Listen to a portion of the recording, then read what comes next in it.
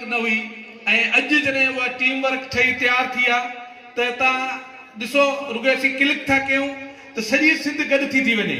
असां जॾहिं को प्रोग्राम था कयूं त सभु दोस्त उन में गॾु थी था वञूं त असीं उन किरदार खे अॼु यादि पिया कयूं जीअं सदाई हितां जे मज़लूम महकूम माण्हुनि जे लाइ जिदोजहद कई।